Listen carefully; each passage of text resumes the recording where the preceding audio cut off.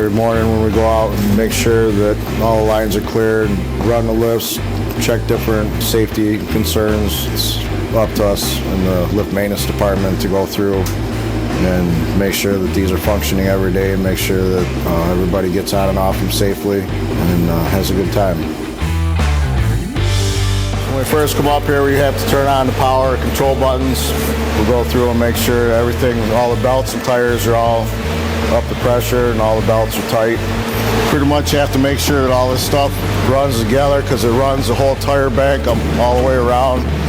Feeds all the detachable grips around. Everything runs in sync. It's all timed. All the switches and proc switches all monitor everything that's going on. Do visual of all the stuff in the terminal, the inner rail, the outer rail. Make sure there's no obstructions in them. The auxiliary power unit runs this if in case we have a power failure. You can use this and hook it up. Reset and make sure everything's clear up here, and then you go back down in the lift house. There's a stop loop that monitors every single switch in the terminal, and it goes through an A/B function, and these are all run in series. So if any one of these switches is tripped out of the series, it shuts the lift off. That way you can find out where your location of your switch is and where your problem is, so you can follow the function of where it's going through the terminal. These are all your tower relays. If we have a problem with the towers, we can keep track of what that is. All these relays here are part of the system to monitor your switches and your stops. It goes from the stop button through a relay and then goes back into the system and then lets you know where it's at. Now we have to go to the top of the hill and do the same thing up there and check out everything on the tires and the belts. We have a control switch that we turn on up here. Turns on all these switches and the hydraulic tension. Runs the same functionality as it does at the bottom. Monitors everything up here, and then all these processes send down to the bottom, and then it goes through processors down there that monitor everything going on up here and down there. If we ever find a flat tire in here, we have to change it out so the grip coming through the terminal doesn't stall. All the grips get checked for any components that may have any cracks or signs of excessive wear in them. We're going to move this top bow wheel, the return bow wheel, ahead and bleed the air out of the system.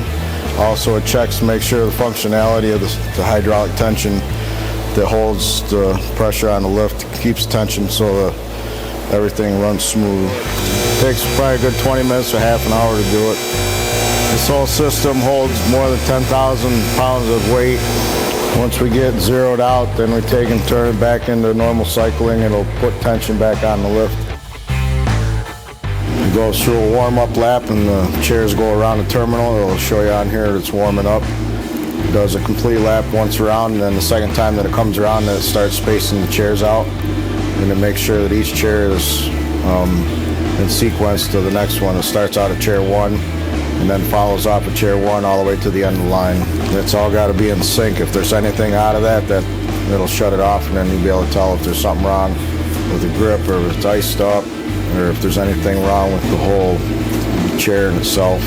Once the lift attendants show up here and get ready to take care of the ramps, put the cones out, we know that they've got control of the lift.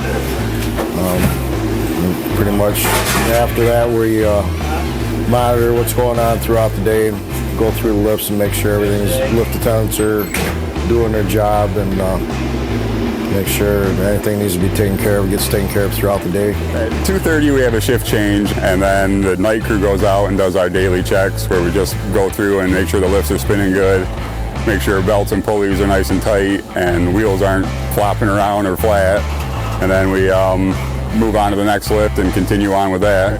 So at 4:30 we shut down the daytime lifts, and the lift maintenance guys will go to the top of the lift, and the lift attendants will flip the chairs for overnight, and we wait for the ski patrollers to get off at the top so we can double check the lift lines to make sure there's no customers on there.